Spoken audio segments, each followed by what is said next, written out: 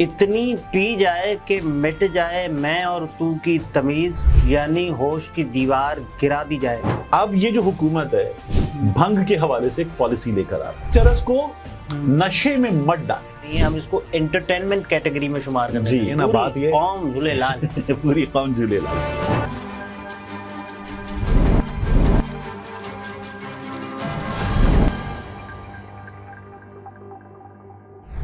السلام علیکم، میں عبدالستار، آپ الگ نیوز دیکھ رہے ہیں۔ طارق متین ہمارے ساتھ ہیں۔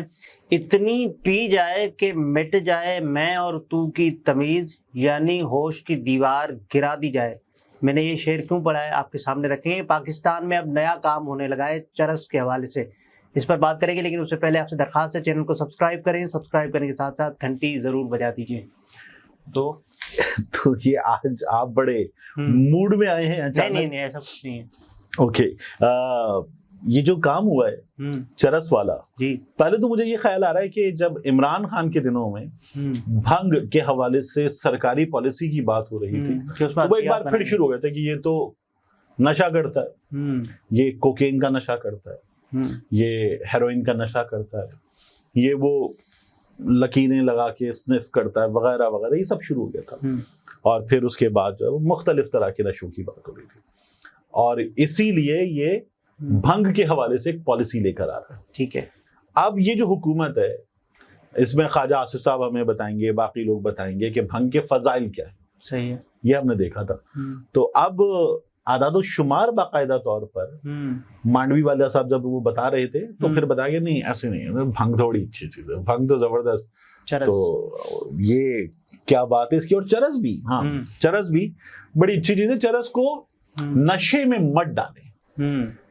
چرس کو کہاں ڈالیں؟ مانڈوی والا جب پریشان ہوئے کہ قوم میں سے اتنے افراد چرس پینے لگے، ان کو تشویش ہوئی، فکر ہونے لگی، تو ان کو بتایا گیا وزارت سائنس اور ٹیکنالوجی کی جانب سے کہ ہم اسیس کر رہے ہیں کہ چرس کتنی نشئی ہے کتنی نہیں ہے، ہم اس کو انٹرٹینمنٹ کیٹیگری میں شمار کرتے ہیں۔ جی دیکھیں ہوتا کیا ہے، یہ جو سگریٹ ہے یہ ممنوع جو وہ ہے نا ڈرگز، ان میں شامل نہیں ہے، ٹھیک ہے نا، مطلب ڈرگز کہہ رہا ہوں میں، ممنوع ایڈکشنز میں شامل نہیں ہے۔ سگریٹ آپ کے یہاں کھلے عام بکتی ہے، سگریٹ پہ ٹیکس بھی ہے، ٹھیک ہے۔ اچھا، پھر اس کے بعد آپ کے یہاں بیڑی ہے، پان ہے، یہ ممنوع اس میں شامل نہیں۔ یہ گٹکا وغیرہ ممنوع میں ہے لیکن اطمینان کے ساتھ بکتا ہے۔ کراچی میں ان تھانوں کے بڑے اچھے ریٹ لگتے ہیں جہاں پر یہ آتی ہیں چیزیں، اور چونکہ وہ پورے ٹرک چھوڑے جاتے ہیں تو بڑی اچھی رشوت ہوتی ہے، تو بڑی رشوت دے کے وہاں پہ تھانے دار لگتے ہیں کہ یار یہ تو بڑا مالدار کام ہے اور یہاں سے پیسے بڑے آئیں گے۔ تو گڈ کا ماوا، اور وہ کیا ہوتا ہے انڈیا کا کھینی وغیرہ، اور زردہ شردہ پتہ نہیں گردہ کیا کیا نام ہے اس کے، تو وہ ایک الگ کام ہے۔ تو بہرحال بات ہوئی چرس کے فضائل کی۔ جی، تو چرس کے فضائل جو ہے وہ وزارت سائنس اینڈ ٹیکنالوجی والوں نے سلیم مانڈوی والا صاحب کو سمجھا، اور یہ بھی بتایا سینٹ کی قائمہ کمیٹی میں انہوں نے بریف کیا کہ ہم اس سے $5 ارب سالانہ کما سکتے ہیں ٹیکس لگا کر۔ ماشاءاللہ، مطلب دیکھیں نا، بات یہ قوم جھولے لال پوری قوم جھولے لال۔ دیکھیں ہوا یہ تھا کہ کچھ دن پہلے اویس لغاری صاحب وہ یہ فرما رہے تھے کہ لوڈ شیڈنگ جو ہے نا اس کے بھی فضائل بیان کی تھے۔ جب یہ 2 گھنٹے کی لوڈ شیڈنگ ہو، اگر پورے ملک میں 2 گھنٹے کی لوڈ شیڈنگ ہو تو اس سے غالباً انہوں نے کہا کہ کوئی 30 ارب کی بچت ہوتی ہے۔ کیسے؟ مطلب نہیں آئے گا، جب وہ رک جائے گا سلسلہ تو، اور وہ کم ہو جائے گا لوگوں پہ برڈن وغیرہ، فیکٹریز پہ برڈن، تو 30 ارب روپے کی بچت ہوگی پورے ملک میں 2 گھنٹے کی لوڈ شیڈنگ سے، پوری بچت ہوگی۔ کمانے کو نہیں دیکھنا، یعنی اگر ایک ان ڈرائیو والا ٹیکسی ڈرائیور جو ہے وہ 2 گھنٹے اپنی گاڑی سڑک پہ نہیں چلائے گا تو 2 گھنٹے کے فیول کے، گاڑی کی مینٹیننس کے، تھکاوٹ کے، یہ سارے پیسے بچ جائیں گے۔ یہ اگر لگایا جائے، جیسے اسحاق ڈار صاحب نے کہا تھا ہم ڈالر استعمال ہی نہیں کریں گے، بچے رہیں گے۔ ہاں، یعنی آپ اگر یہ پیسے بچا لیں گے تو بچے ہوئے تو بچ گئے پیسے، ٹھیک ہے۔ لیکن آپ پرابلم کیا ہے، اگر آپ 2 گھنٹے کمائیں گے گاڑی چلا کے تو اس 2 گھنٹے کی کمائی اس بچت سے کہیں زیادہ ہو، تو یعنی آپ ایک گھر کو آپ کہتے ہیں کہ یار یہ تمہارے پاس 1000 روپے یہ رکھو 3 دن، تو 3 دن 1000 روپے نہیں رکھے گا تو آپ کہیں گے تم نے 3 دن میں 1000 روپے بچائے، بھوک سے مر جائیں والے تو بچ گئے پیسے۔ تو یہی لغاری صاحب، چرس انٹرٹینمنٹ ہے، چرس انٹرٹینمنٹ ہے۔ دیکھیں وہ جو نشہ کرتے ہیں، جو کہتے ہیں دم مارو دم، مٹ جائے غم. ان کے لیے تو انٹرٹینمنٹ ہے, لیکن ہماری حکومت کے لیے بھی انٹرٹینمنٹ کیٹیگری میں جا رہی ہے, کیونکہ بھنگ والے کیس میں تو ہوا یہ تھا نا کہ جی ادویات میں باقی چیزوں میں اس کا استعمال ہوتا ہے.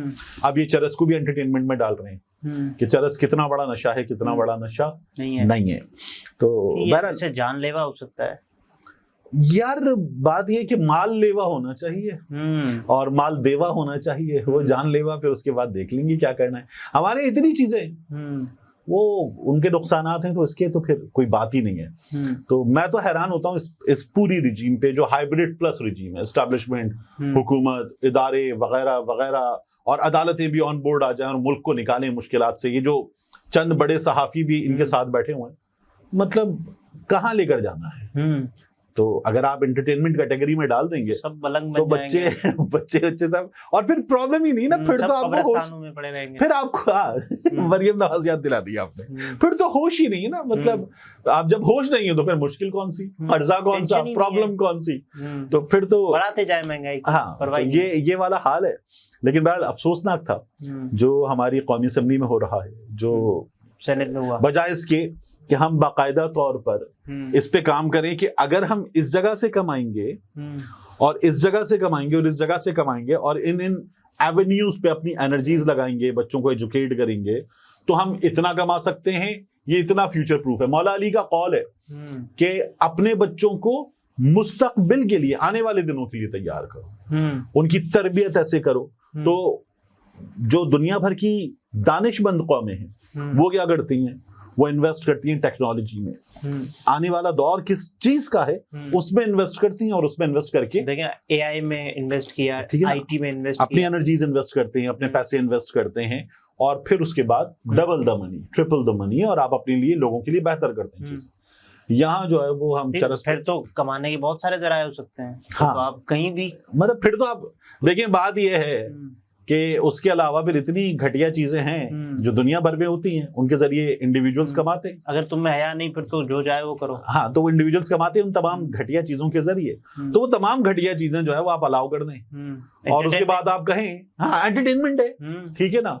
تو اس کے بعد آپ کہیں کہ دیکھیں نہ معاشرتی اقدار, نہ مذہبی, نہ ثقافتی, کچھ بھی نہیں, نہ فیملی ویلیوز, ٹھیک ہے, لگائیں پیسے اور کمائیں, جھولے لال چلا جانے. $5 ارب, ٹھیک ہے نا, $5 ارب تو پھر کچھ ہے ہی نہیں. بات یہ ہے کہ پیسہ کمانا, اگر بندہ جو ہے وہ یہ فیصلہ کر لے کہ عزت آنی جانی شاید بندہ بغیرت ہونا چاہیے, تو پھر تو پیسہ کمانا مسئلہ نہیں ہے نا. تو یہ اگر حکومت کی بھی فلسفی ہے اور باقاعدہ وزارت کی جانب سے ایک سینیٹر کو بتایا جا رہا ہے, سائنس اینڈ ٹیکنالوجی بریف کر رہا ہے, آپ اندازہ کریں. تو اور اس وہ جو میں بات کر رہا تھا نا کہ فیوچر پروفنگ پہ کام ہونا چاہیے, جس ڈپارٹمنٹ کی ذمہ داری ہے کہ فیوچر پروفنگ پہ کام ہونا چاہیے, وہ ڈپارٹمنٹ بتا رہا ہے کہ چرس جو ہے وہ انٹرٹینمنٹ ہے. تو چرسیوں کے لیے انٹرٹینمنٹ ہے, اس سے کس کو انکار ہے. لیکن کیا چرس انہوں نے بھی ایک راستہ نکالا ہے نا کہ ہم تو حل نہیں کر سکتے مسائل, تو چرس کو ہی ہم نے اس ذمے پہ لگا دیا ہے. تو بس افسوس کیا جا سکتا ہے اور اللہ اللہ کر سکتے ہیں اس حکومت پہ, ان لوگوں پہ جو چرس کو اب میرا خیال ہے لیگلائز بھی کریں گے. ورنہ تو یہ ہوتا ہی تھا کہ چرس پکڑی گئی, آپ دیکھتے تھے وہ یلو ٹیپ میں لپٹے ہوئے بڑے بڑے سے پیکٹ. اب ہوگا یہ کہ ٹھیک ہے چرس جا رہی ہے, جس طرح سگریٹ کے پیکٹ جاتے ہیں آپ پہ تھوڑا, تو وہ اجازت دے دی جائے گی. ناظرین, طارق متین تھے, گفتگو آپ نے ملاحظہ فرمائی. اجازت دیجیے, اللہ حافظ.